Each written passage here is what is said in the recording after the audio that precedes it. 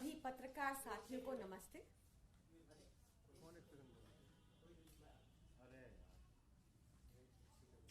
करें कंटिन्यू?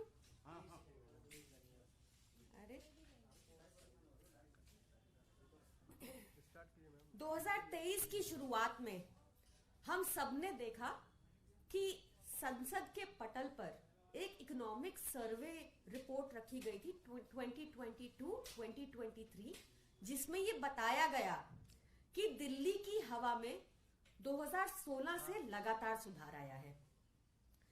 ये रिपोर्ट को देखकर एक सेंस ऑफ ऑप्टिमिज्म जनरेट होता है कि अगर पॉलिटिकल विल हो, साफ नियत हो, मंशा हो, तो वायु पर भी नियंत्रण किया जा सकता है, हवा में भी सुधार किया जा सकता है।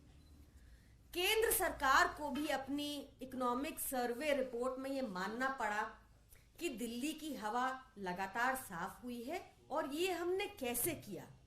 ये हुआ अरविंद केजरीवाल जी के अथक प्रयासों से, जिसमें से बहुत प्रोमिनेंटली आप जानते हैं कि दिल्ली का ग्रीन कवर आज एक हिस्टोरिक हाई पर है, जिसमें दिल्ली में लगभग जो 1800 इंडस्ट्रीज हैं वो सब पीएनजी फ्यूल, क्लीन फ्यूल पर कन्वर्ट हो चुकी हैं। क्योंकि दिल्ली में 24 आवर इलेक्ट्रिसिटी मिलती है, 24 घंटा बिजली मिलती है, जिस इंडस्ट्रियल यूज के लिए, कमर्शियल यूज के लिए और रेजिडेंशियल यूज के लिए, जिस वजह से diesel based generators, polluting diesel based generators का उपयोग दिल्ली में बिल्कुल समाप्त हो गया। अब अरविंद केजरीवाल जी ने ठाना है कि इसकी पब्लिक ट्रांसपोर्ट से एमिट होने वाले कार्बन डाइऑक्साइड जो वायु में जाता है उस पर भी नियंत्रण किया जाए। और उन्होंने ये एनविजन किया है कि 2025 तक 80% बसेस दिल्ली में इलेक्ट्रिक होंगी। अभी तक दिल्ली में टोटल बसेस 7,582 हैं, जो अभी तक का हाईएस्ट नंबर है। इसमें लगभग 22% ऑलरेडी इलेक्ट्रिक हो चुकी हैं, विच इज 1650 का नंबर है। कल ही 14 फरवरी 2024 को 350 बसेस ऐड की गई थी। ये पाया गया कि 2022 में जब हमने इलेक्ट्रिक बसेस दिल्ली में इंट्रोड्यूस करना शुरू किया, तो तब से अब तक 47,000 टन कार्बन डाइऑक्साइड एमिट जो करता है, ये बसेस करती, वो नहीं हुआ, क्योंकि ये बसेस इलेक्ट्रिक हो चुकी थी। तो इतना मैसिव कंट्रीब्यूशन हुआ पोल्यूशन को कंट्रोल करने में इन इलेक्ट्रिक बसेस के जरिए।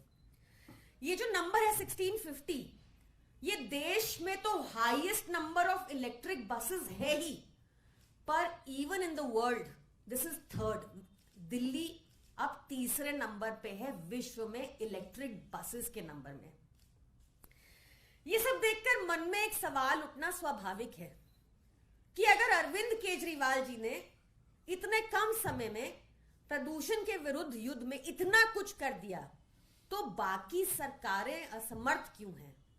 क्या उनकी पॉलिटिकल विल नहीं है, मंशा नहीं है, नियत नहीं है? फर्क है एक ईमानदार सरकार का। एक ईमानदार सरकार जो होती है वो लोगों की प्रॉब्लम्स आइडेंटिफाई करती है और उनका सल्यूशन निकालती है।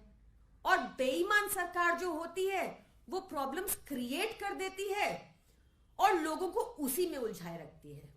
तो आपके माध्यम से we urge all governments to work on the lines of Arvind Kejriwal ji, और जिस तरह से लगातार उनके अथक प्रयासों से हमें ये नतीजे देखने को मिल रहे हैं, हमारी रिक्वेस्ट है कि बाकी गवर्नमेंट्स को भी इस पर काम करना चाहिए और युद्ध स्तर पे काम करना चाहिए।